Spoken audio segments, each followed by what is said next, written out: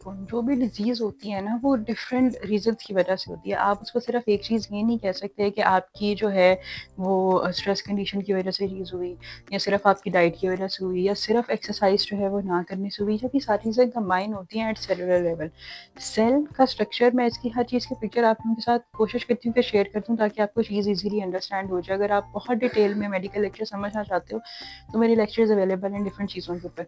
देखो, सेल के लेवल पे, यानी कि एट सेलुलर लेवल, आपकी बहुत सारी चीज़ें जो हैं वो मैटर करती हैं। अगर वहाँ पे कोई फंक्शन सही तरीके से नहीं हो रहा, तो डिज़ीज़ है। जिस तरह आपके सेल के ऊपर अगर रिसेप्टर्स काम नहीं कर रहे, तो डायबिटीज़ है। अगर वो ग्लूकोज को अंदर नहीं लेके जाए, तो डायबिटीज़ है। इसी तरीके से बहुत सारी और डिफरेंट कंडीशंस जो हैं वो इस तरीके से होती हैं। तो सेल के लेवल पे किसी न्यूट्रिएंट की डेफिशिएंसी हो जाना, या फिर किसी न्यूट्रिएंट की टॉक्सिसिटी हो जाना, ये दोनों चीज़ें बहुत ज़्यादा इंपॉर्टेंट हैं। इंपॉर्टेंट कैसे हैं? जब डेफिशिएंसी होगी तो उस टाइम पे आपकी सेल को वो चीज़ नहीं मिल रही, वो स्टार्वेशन मोड के ऊपर चला जाता है, वो अपना काम ही सही तरीके से नहीं करता, जिसको हम डेली बेस पे कहते हैं मेटाबॉलिज्म स्लो हो गया, मेटाबॉलिज्म वो आपका सही होता है। लेकिन जब आप इतनी स्वे किस्म की डेफिशिएंसी के ऊपर जाते हो, तब आपका सेलुलर लेवल पे काम होना बंद हो जाता है, रुक जाता है, ठीक है।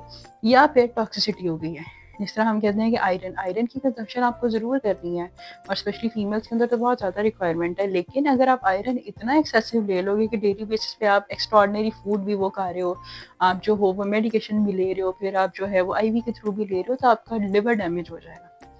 इतना डैमेज होगा कि मे बी वो सिरोसिस तक पहुंच जाए, ठीक है। हर चीज़ अब सेलुलर लेवल के ऊपर देखो, हम कहते हैं कि डिजीज़, मैंने आपको बताया, कोई अगर फिजिकल आपकी मूवमेंट नहीं है, फिर भी डिजीज़ कंडीशन हो सकती है।